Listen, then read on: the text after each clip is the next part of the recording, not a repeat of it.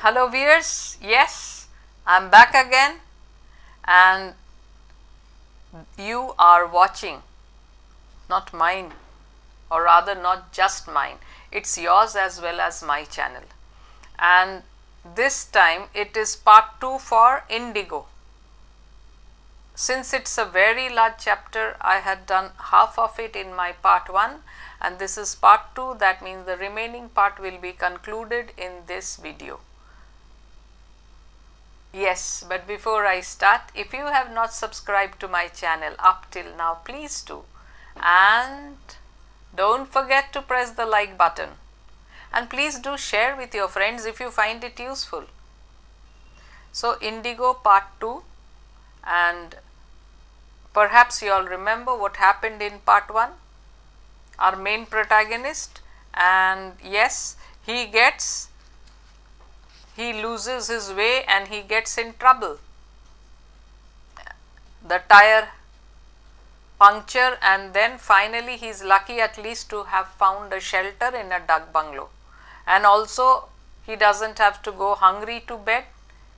He has got urad ka dal and coarse chapatis made by the caretaker of that bungalow, Sukhanram. So now we will start the last page of page 172 in your Prism books. It was 10:30 when I went to bed after dining on Sukhan's coarse chapatis and urad ka dal.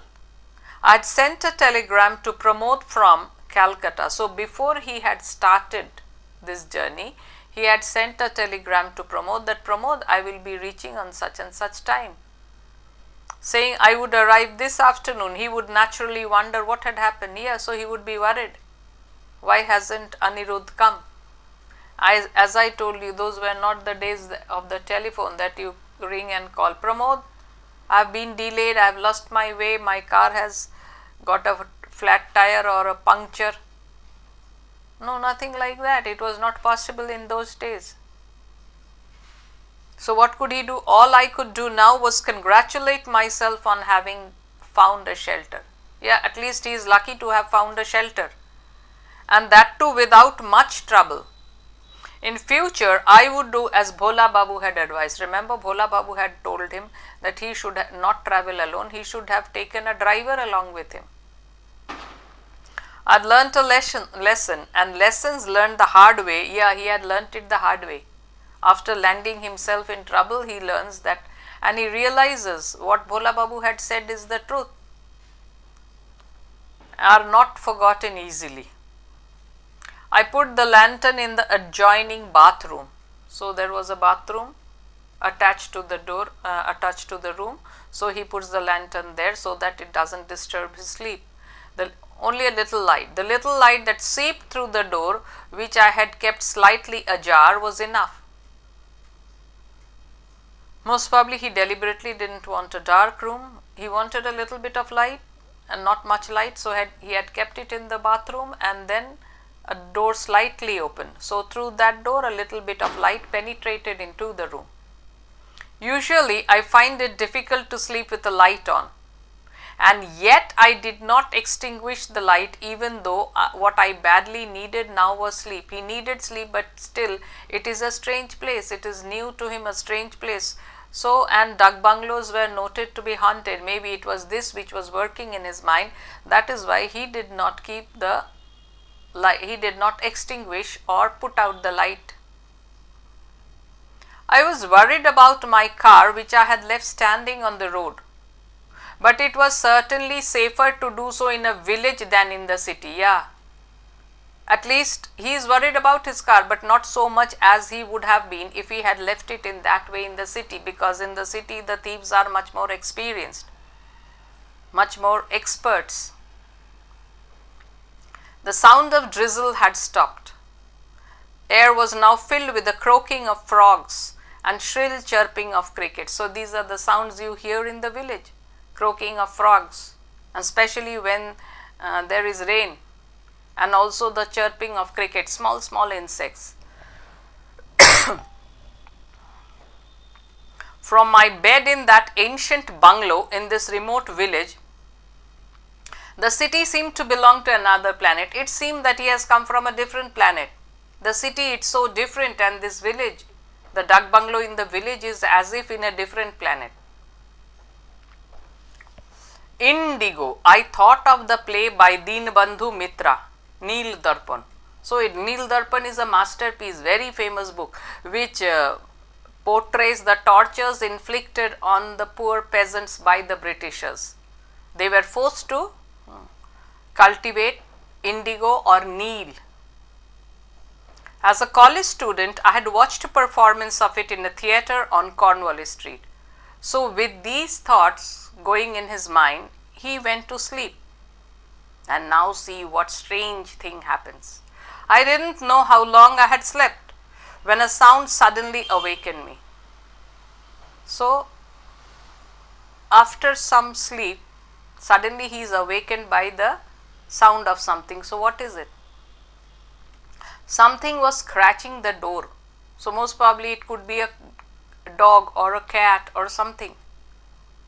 The door was bolted, must be a dog or a jackal, I thought, and in a minute or so the noise stopped. I shut my eyes in an effort to sleep, and in villages you will find these type of noises, some animal trying to get in. But the barking of a dog put my end to my effort. So he was right, it was a dog. A dog was barking, most probably it was the dog which was scratching the door. This was not the bark of a stray village dog, not those dogs we find in the streets. Quite a renowned dog it should be, of the quite a good breed, dog belonging to a good breed, but unmistakable bay of a hound. These hounds, they are watchdogs, my goodness, very frightening ones, fierce. I was familiar with it. How was he familiar with it? 2 houses away from us in Munger lived Mr. Martin. So, 2 houses from their house where he lived in Munger, there was some Britisher by the name of Mr. Martin, and he must be having a pet dog, hound. He had a hound which bayed just like this. That is why he is familiar with the sound. Who on earth kept a pet hound here? So, he is amazed. In this remote village, who keeps a hound? I thought of opening the door to find out, as the sound seemed quite near. So, it seems that the dog is barking from a close distance. But then I thought, why bother? It was better to get some more sleep. What time was it now? Then second thoughts come that let it bark, let me rather get some sleep. It had been a tedious day for him. A faint moonlight came in through the window. I raised my left hand to glance at the wristwatch and gave a start. Why? My wristwatch was gone. So he doesn't find his wristwatch on his wrist. And yet, because it was an automatic watch, I always wore it to bed. So it was not that he had removed it, that is why it was missing. No, it was in his hand when he had gone to bed. Where did it disappear? Where is my watch? And how? Were there thieves around? Now this thought comes into his mind. Has some thief prowled in my room and stolen my wristwatch? What would happen to my car then? So if there are thieves here entering your room and stealing your wristwatch, then what about my car which has been left unguarded in the road? I felt beside my pillow for my torch and found it gone too. So the torch is also missing. I jumped out of bed, knelt on the floor and looked underneath it because he had kept his suitcase there. My suitcase too had disappeared. Oh my God, wristwatch, torch, suitcase, none of them there. My head started spinning. Something had to be done about it. No, I can't leave these things like that. I have to call the Chowkidar and ask him for an answer. I called out, Chowkidar. There was no answer. I went to the door and found it was still bolted. So, my God, it's strange. The door is bolted and yet these things are missing. The window had bars. So, how did the thief enter? Now he starts thinking, door is bolted, window has bars. So, how does the thief enter from where and how? As I was about to unfasten the bolt of the door, I glanced at my hand and experienced an odd feeling. Why? Because the hand doesn't look like his. It looks like someone else's hand. Had whitewash from the wall gone onto my hand? Why? Because his hand is like the hand of an European. Very fair hands. So if is the whitewash from the wall, has it got on my hand to give me this color, this complexion? Or was it white powder? Why did it look so pale?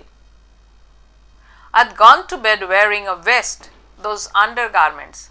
Why then was I now wearing a long sleeved silk shirt? My goodness.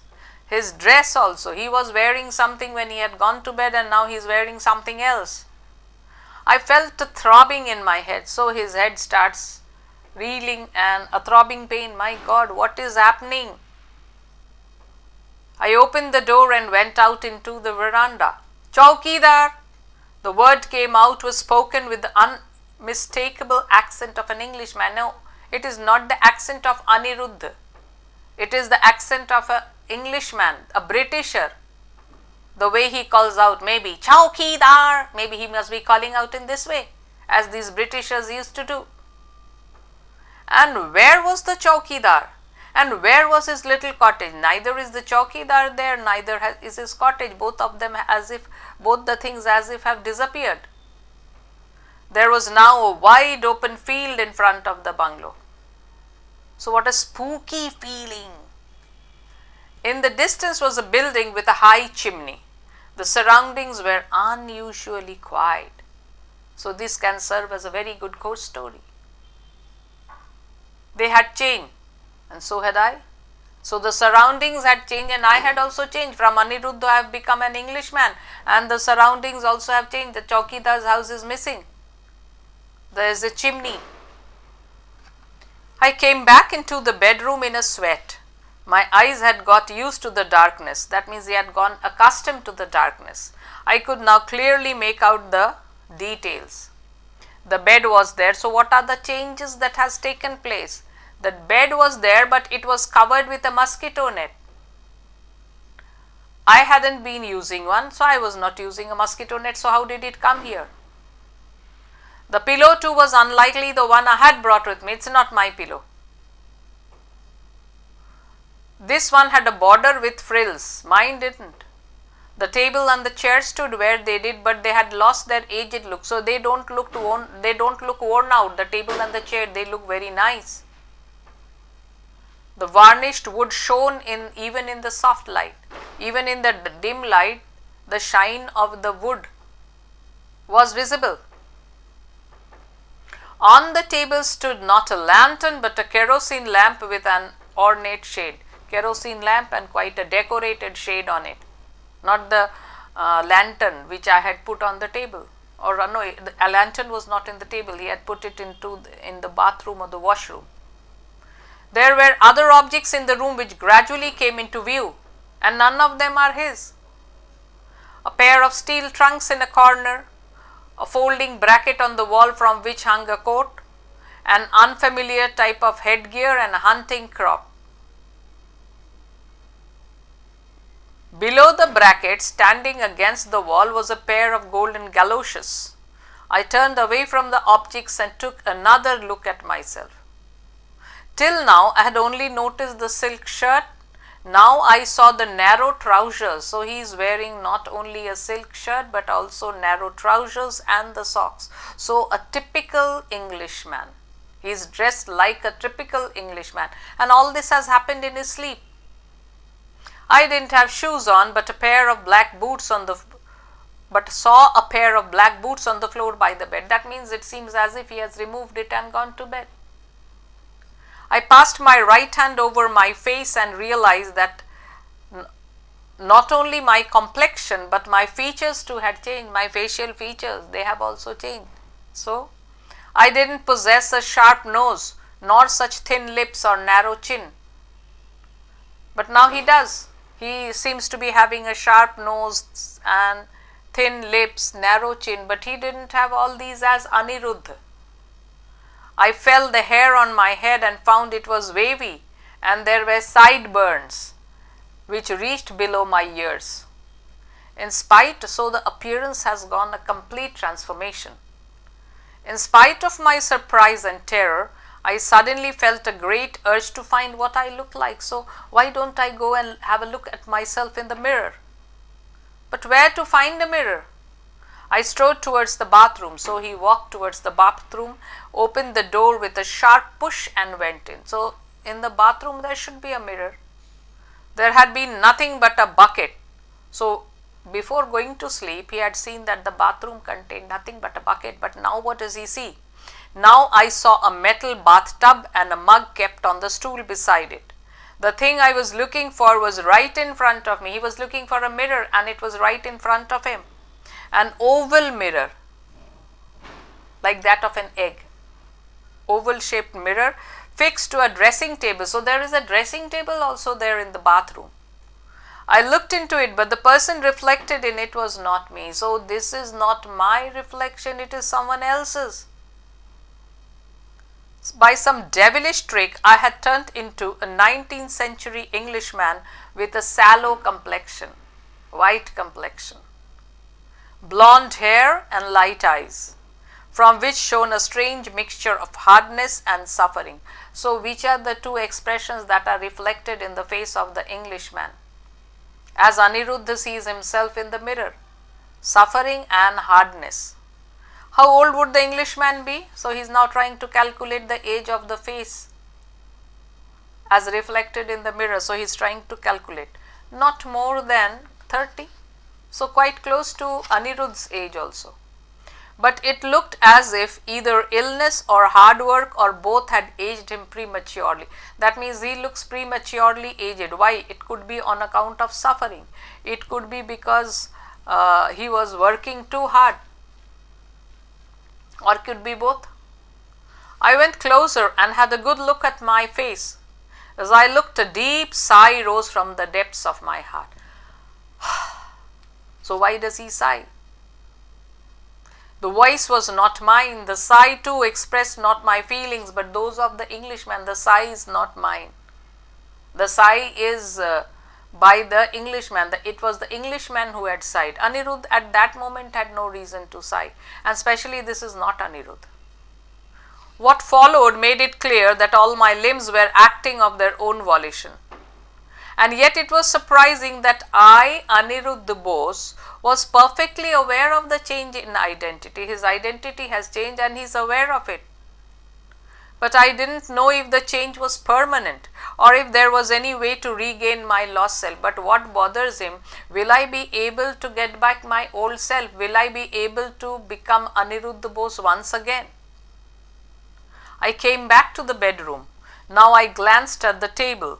Some unseen force made me sit in the chair and pick up the pen with my right hand. So he doesn't know what, but it was some force which was not visible. Some invisible force makes him sit down and pick up the pen. And he starts writing. It is not Aniruddha writing, it is the Englishman who is writing. The hand now moved towards the left hand page of the notebook, and the silent room was filled with the noise of a quill scratching the blank page. So in those days you didn't have these type of fountain pens or the pens with which you write. So taking a quill and dipping it in ink and then writing. This is what I wrote. 27th April 1868. So just 100 years, exactly 100 years back. What happened in this bungalow? Those fiendish means devilish. Mosquitoes are singing in my ears again. So that's how the son of a mighty empire has to meet his end. So he is the son of the British Empire, and should he meet his end on account of these devilish mosquitoes, means malaria, at the hands of a tiny insect. What strange will of God is this? Eric has made his escape. Percy and Tony too left earlier. These are his other colleagues or maybe comrades or friends. They have already left, run away from India and gone back to their country. So why didn't he go? Perhaps I was greedier than them. Why? Because India was a rich country and he was greedier than them. He wanted to get some more money, or there were other reasons. So, in spite of repeated attacks of malaria, so it's not the one, it's not that once he has suffered malaria, several times, and that is why the suffering on his face, prematurely aged. I couldn't resist the lure of indigo. So, indigo was quite a profitable crop. No, not only that, one mustn't lie in one's diary. Since I am writing a diary, I shouldn't tell a lie, because I am here to, it is like a sort of confession. My countrymen know me only too well. That means he must have been a notorious fellow in his own country, and then he came to India. I didn't lead a blameless life at home either. That means in India he leads a life full of blame, and in England also it was no different, nothing different. And they surely have not forgotten that. Yes, his countrymen, maybe he must have cheated his relatives or his friends, and they would be remembering all that he did there before he escaped to India. So if he goes back, it won't be good for him. He knows that. That is why he is not going back. So I do not dare go back home. Yes, he is afraid to go back home. He doesn't dare to do it. So he has left a life full of blame there. I know I will have to stay here and lay down my life on this alien soil. So he knows that he will have to die in India only, whatever the sufferings may come. My place will be beside the graves of my wife Mary and my dear little son Toby. So Toby and Mary have also died, most probably because of malaria. I have treated the natives here so badly that there is no one to shed a tear at my passing away. So when I die, no one will cry at my death. I have been very cruel to the natives here, so no one will feel sorry for me. Perhaps Mirjan would miss me, my faithful trusted bearer Mirjan. So the bearer, Mirjan, he is the only one who might feel sorry. And Rex. My real worry is about Rex, his pet dog. Alas, faithful Rex, when I die, these people will not spare you. So once I die, these natives, they will kill you. They will either stone you or club you to death. Why? Because they are angry with the master of Rex. So master has died, so let us vent our anger on Rex. So if only I could do something about it, if only I could spare you this painful death, either being clubbed to death or stoned to death. I could write no more. My hands were shaking, not mine, the diaries. The person who was writing the diary, his hands were shaking. Yes, malaria is a shivering fever. The fever doesn't remain all the time, but when the fever comes, your whole body starts shaking. I put the pen down. Then my right hand dropped and moved to the right and made for the handle of the drawer. So he pulls a drawer open. Why? I opened it. Inside there was a pin cushion, a brass paperweight, a pipe and some papers. The drawer, he pulls a little more, so the drawer also opens a little more. A metal object glinted in the half light. What is this? It was a pistol, its butt inlaid with ivory, quite an expensive pistol. So he had said if only he could do something about Rex, otherwise the natives will kill him. The hand pulled out the pistol, it had stopped shaking. The hand is not shaking anymore. There is determination in his hands. A group of jackals cried out. It was as if in answer to the jackals' cry that the hound bayed again. So this is the hound of the Englishman. I left the chair and advanced towards the door. I went out into the veranda. In front, the field in front was bathed in moonlight. About 10 yards from the veranda stood a greyhound, large greyhound. He wagged his tail as he saw me. So this me is not Anirudh, it is the Englishman. Rex, It was the same deep English voice, not his voice, the Englishman's voice. The echo of the call came floating back from the faraway factory and bamboo grove. Rex! Rex! Rex came up towards the veranda. So Rex comes at the call of his master. As he stepped from the grass onto the cement, my right hand rose to my waist, the pistol pointing towards the hound. Rex stopped in his tracks, his eye on the pistol, so he tries to understand what is my master doing really. He gave a low growl because he knows his master is aiming the pistol at him. That means he wants to kill me. So he growls. My right forefinger pressed the trigger. So before Rex could understand fully that he was to be killed and run away, the Englishman presses the trigger, and then what happens? As the gun throbbed with a blinding flash, smoke and the smell of gunpowder filled the air. Ref's lifeless, blood-spattered body lay partly on the veranda and partly on the grass, half on the veranda and the other half on the grass. The sound of the pistol had awakened the crows in the nearby trees. Yes, it happens. When a procession passes and crackers, the sound of crackers wake up the sleeping birds and they make such a commotion. So in our native home there is a banyan tree in front of our house, which is the house for many birds. In the evening at sunset, all of them they come. At that time there is a huge commotion, and suppose some procession after these Durga Puja and Kali Pujas, they pass and lots of crackers, maybe at 8 o'clock or 9 o'clock in the evening, and then the sound of crackers, and they just get panic stricken and create such a hangama, and then after everything becomes silent, they also don't shout anymore, they get back to their sleep. So here also, the sound of the pistol had awakened the crows in the nearby trees. A hubbub now rose from the direction of the factory. Yes, in the direction of the factory also, most probably the workers, they have heard the sound of the pistol, so they want to come and inquire what has happened. I came back into the bedroom, bolted the door and sat on the bed. The shouting drew near. I placed the still hot muzzle of the pistol by my right ear. This is all I remember. So most probably he presses the trigger and then yes. So up till here Aniruddha remembers. And then I woke up at the sound of knocking. I brought your tea, sir, so it's morning.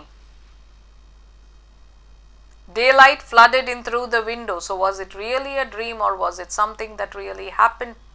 The ghost of that Englishman had entered Aniruddha's body and made him, or he had imagined everything to take place in his sleep or something. Out of sheer habit, my eyes strayed to my left wrist. Why? Because in his left wrist he had found the wristwatch was missing, but now in the morning when the chowkidar calls out and he finds the wristwatch is still there. 13 minutes past 6. I brought the watch closer to my eyes to read the date. April the 28th. And remember when that Englishman had written the diary? 27th April 1868, and today is 28th April 1968 when he writes it, when he sees it. So that means exactly 100 years ago, this is what might have happened. I now opened the door and let Sukham Ram in. There is a car repair shop half an hour down the road, sir, he said. It will open at 7. So what is the time at this moment? 13 minutes past 6. So that car repair shop will open at 7. So he could fresh himself, he could become fresh and then see that his car is repaired. Very good, I said, and proceeded to drink my tea. Would anyone believe me if they heard of my experience? So if I go and tell someone, would anyone find it credible? On the night of the 100th anniversary of the death of an English indigo planter in Birbhum. So no one would believe. He knows no one would believe. But this is what he had seen. And maybe if he checks, he would find that yes, this is what exactly had happened. Sukhan Ram might not know because he belongs to the present times. And this is what had happened 100 years ago, and that scene was as if again enacted on its centenary, 100th anniversary. So quite a spooky story, and you all must be really, when you read it for the first time, you all must be wanting to know what really happened. So anyway, nothing bad happens to Anirudh. He survives, and then everything good for him. Now he will go to his friend, because yes, the car will be repaired. But what a dream, or what an experience. It might be a real experience, or it is that he sees everything. But what about his hands? What about his dress? What about his voice? So was it the ghost, or was it his, he was born as Anirudh in this birth? No, I don't think that is possible. So anyway, it's quite a pleasant story, nice story, and also a horror story. Satyajit Ray. He is a real master. I say is because these men of literature, men of art, artists, they are all immortals. They don't die because they live through their creations. So yes, this is where Indigo comes to an end. And if you have anything else to ask me about this, you can write in your comment. But it seems to be an easy story. So yes, bye for the time being.